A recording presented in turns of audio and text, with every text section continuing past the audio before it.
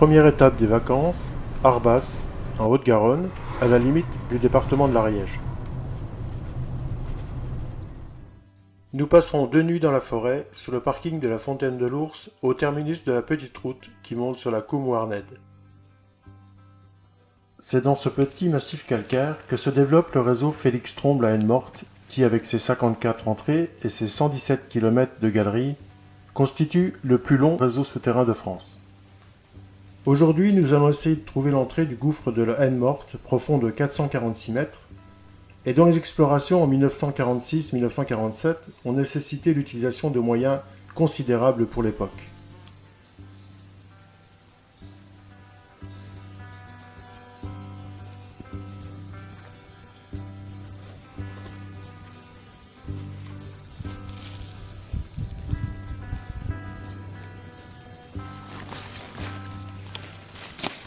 Pas facile de trouver cette entrée sur le lapiaz escarpé et criblé de profondes dolines. Après quelques errements, nous trouvons enfin la bonne doline, au fond de laquelle s'ouvre le puits d'entrée, équipé de cordes.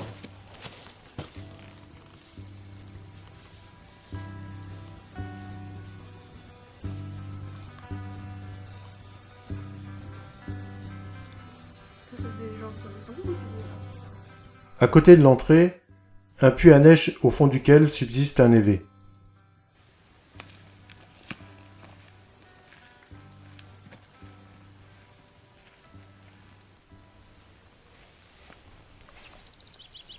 Nous continuons à monter et bientôt nous sortons du lapiaz accidenté et de la forêt pour nous retrouver sur les crêtes herbeuses au-dessus de la Coombe Warned.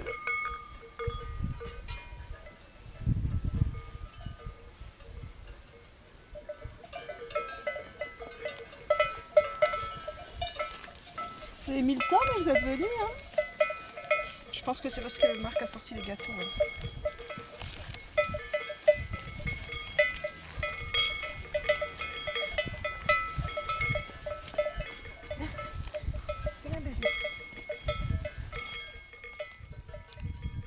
Nous sommes au pays de l'ours et les patous assurent la protection des troupeaux. Pas question de s'approcher trop près, même s'il ne semble pas vraiment agressif.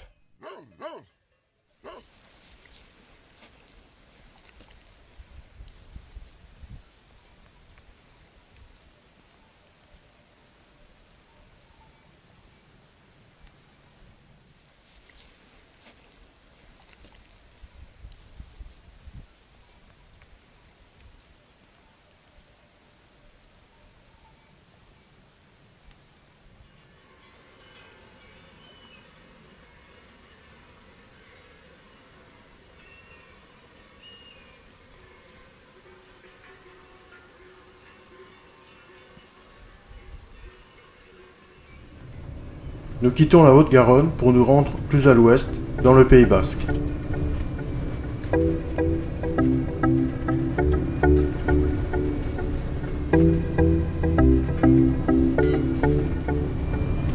Nous passerons la nuit au col de la Pierre Saint-Martin, à 1800 mètres d'altitude. La frontière avec l'Espagne passe au col, et ici les contrôles de douane ont apparemment été maintenus. Heureusement pour nous, les douaniers aujourd'hui étaient plutôt sympas.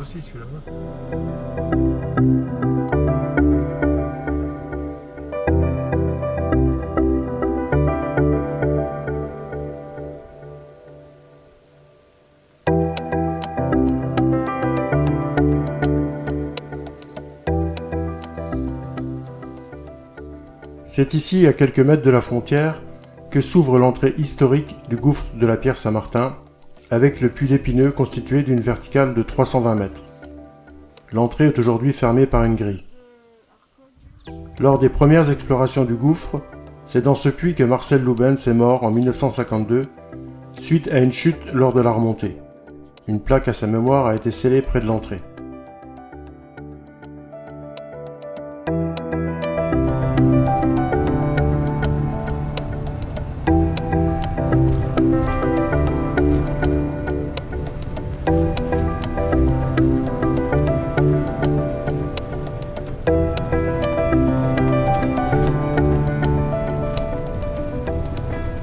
Nous redescendons de la montagne pour nous rendre dans la vallée de Saint-Engrâce. Et nous passons à côté de l'église romane du XIe siècle, que nous visiterons un peu plus tard.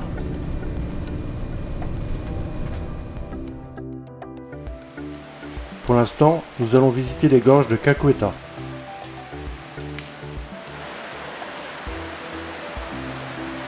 D'une longueur de 2 km, les gorges de Caqueta ont été explorées la première fois en 1906 par Édouard Alfred Martel, considéré comme le fondateur de la spéléologie moderne. Depuis, les gorges ont été aménagées et ouvertes au public.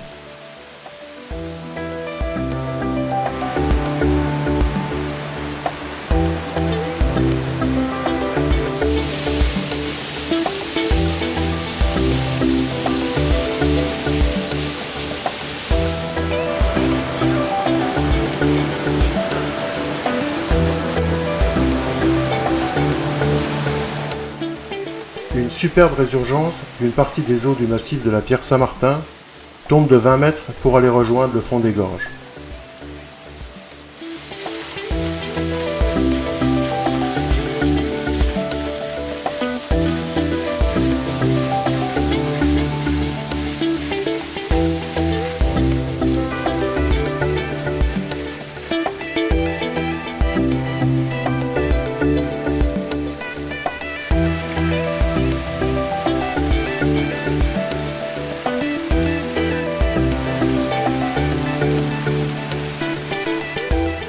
C'est ici, à la grotte, que se termine la partie aménagée des gorges.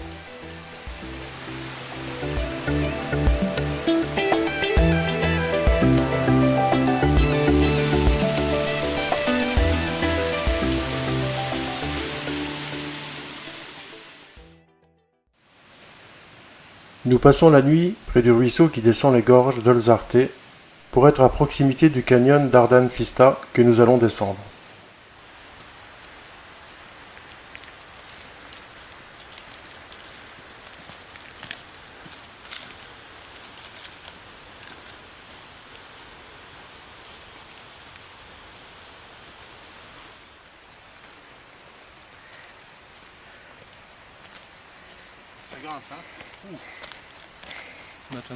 Après 3 quarts d'heure de marche d'approche, nous arrivons au départ de la partie supérieure du canyon, près d'une retenue d'eau.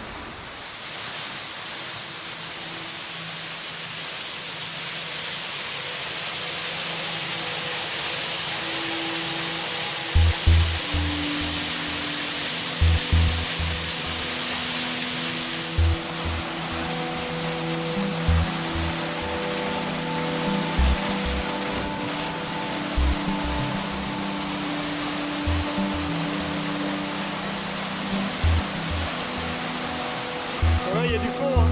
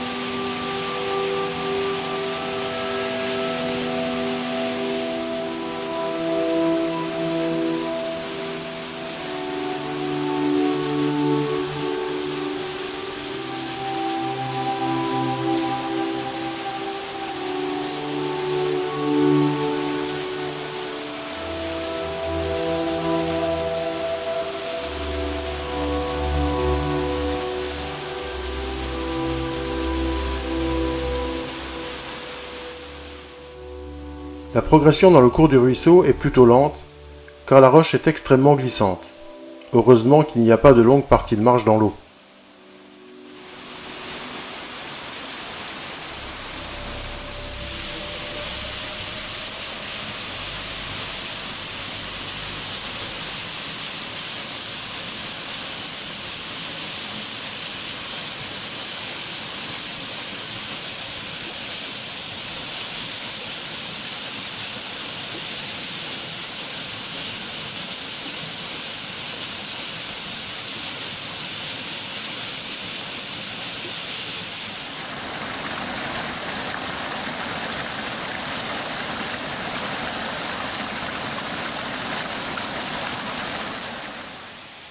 Un mur de troncs coincés barre le passage, et il nous faut l'escalader pour pouvoir continuer.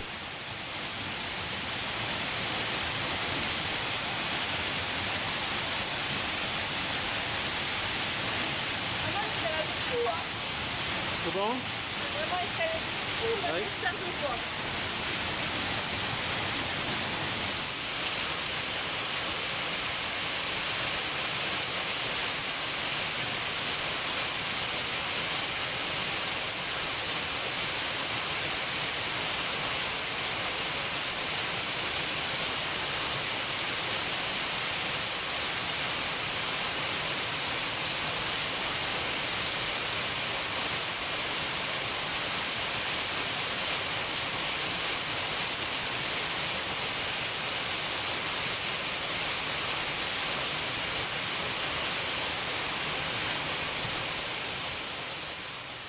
Après une dernière cascade d'une quinzaine de mètres, nous quittons le cours d'eau pour remonter sur les pentes du vallon, en passant à proximité d'une très belle arche naturelle.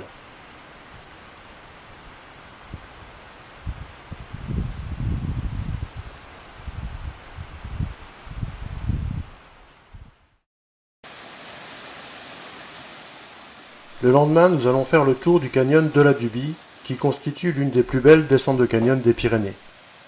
Nous n'avons pas les longueurs de corde suffisantes pour suivre le cours d'eau, et c'est donc par le haut que nous allons découvrir le canyon. Nous arrivons à la confluence de la gorge d'Olzarté en face et du canyon de la Dubie à gauche. Le sentier traverse le canyon 146 mètres au-dessus de l'eau par la passerelle d'Olzarté.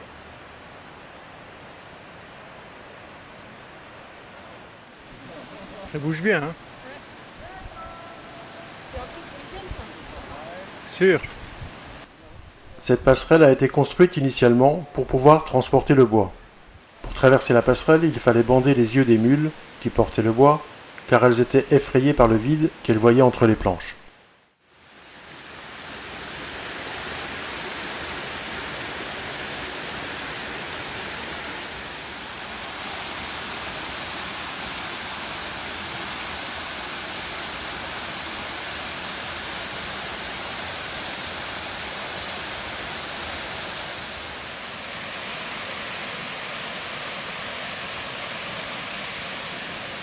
L'eau est presque belle, là. Ouais, elle est belle.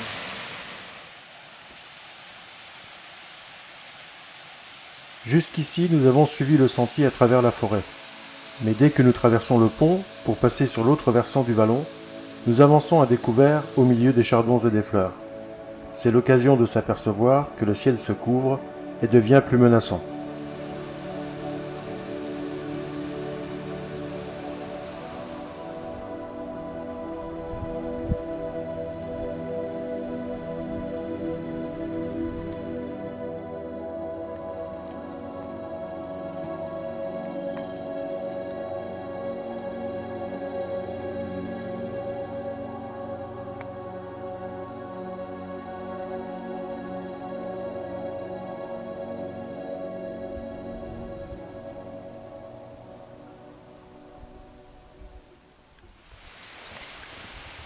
T'as l'air un peu mouillé là. Un petit peu. C'est pas grave, ça rafraîchit.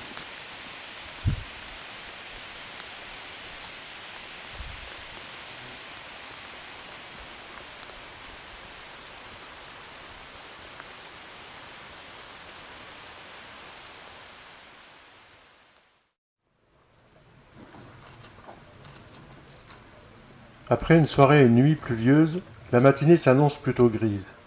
Et le val de Saint-Engrâce, avec ses vallons encaissés, montre un visage plutôt sauvage.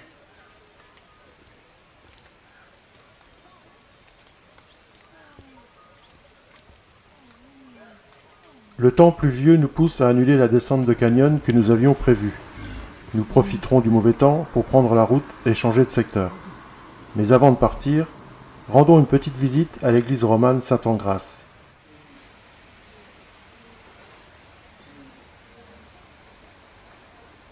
Le village de Saint-Engrâce s'est probablement formé autour de l'église fondée en 1085 et qui constituait une étape sur le chemin de Compostelle. Elle fut classée monument historique en 1841 et a fait l'objet d'importants travaux de restauration au milieu des années 1980.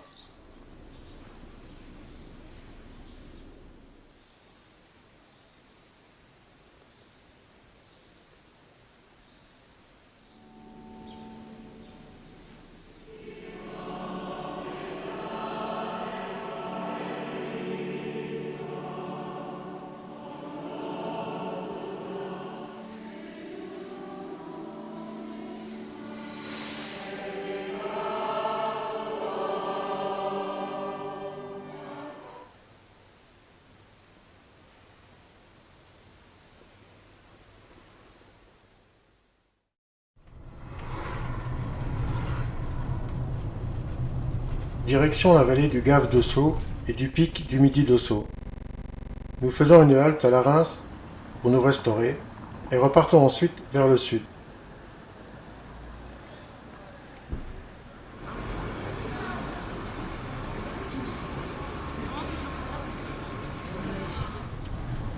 Premier contact avec les canyons de la vallée.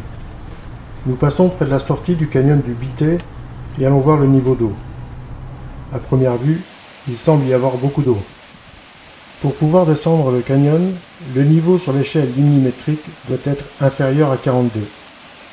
Aujourd'hui, l'eau monte jusqu'à 54. Pas question d'y aller.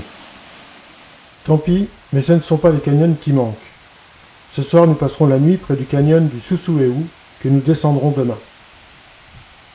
On en profite pour faire sécher tout ce qui est mouillé et aller voir le débit d'eau. Près du pont du Goua, une échelle lignimétrique tricolore indique le débit. Vert, pas de problème. Rouge, beaucoup d'eau. Noir, danger. Nous n'avons pas réussi à voir l'échelle, elle était submergée par l'eau. Encore un canyon que nous ne pourrons pas faire.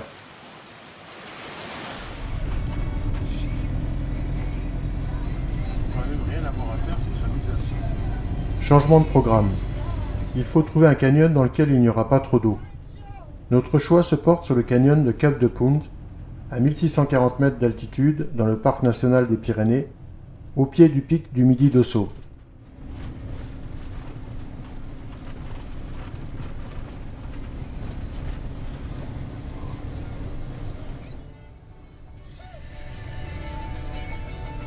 Je sais même pas si c'est la peine d'aller jusqu'en haut.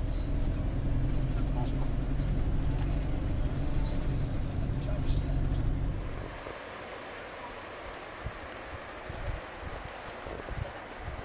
Il faut commencer par monter en haut du barrage jusqu'au lac de Bious-Sartig.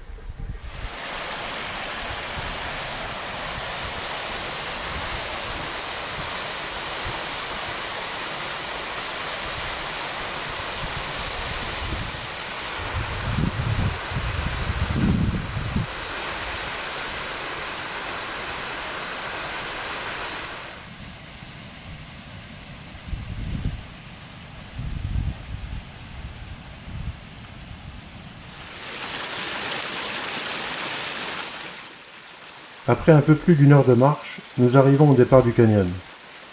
En prenant des forces pour la descente, nous profitons de l'ambiance des pâturages d'altitude, dominés par la masse du pic du Midi d'Ossau.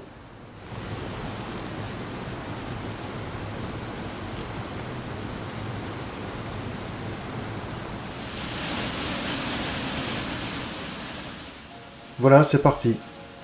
Un premier appel à partir d'un arbuste nous amène dans la première vasque.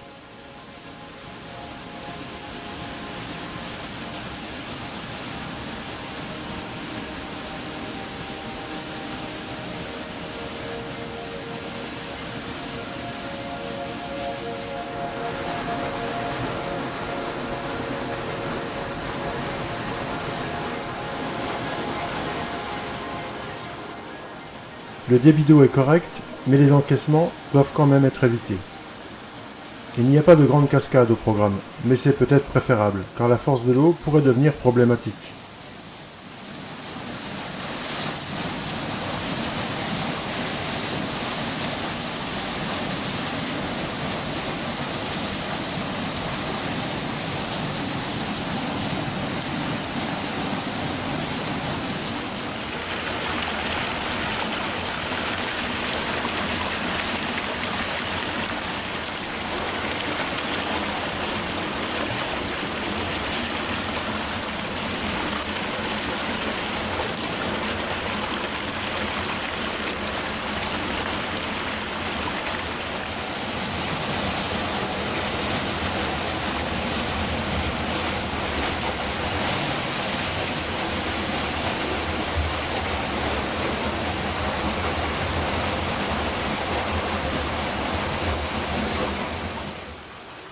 Opération sauvetage. Nous déplaçons un oisillon tombé sur un étroit rebord juste au-dessus du ruisseau, en espérant que sa mère puisse venir le récupérer. L'eau a creusé une belle marmite dans la roche, et petit à petit, une des parois s'est ouverte sous la force de la chute d'eau.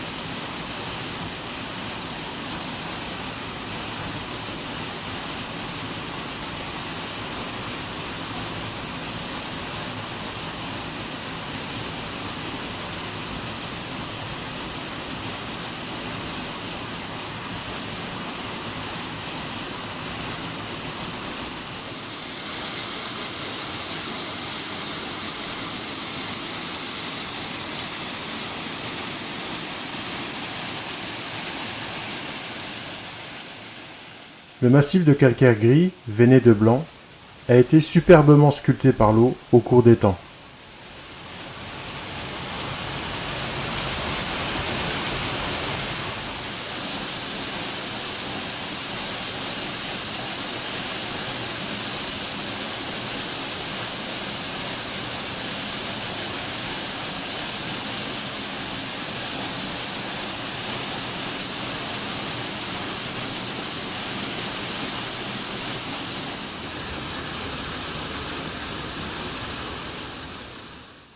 Après 2 heures et demie de progression, nous apercevons la sortie de ce sympathique petit canyon.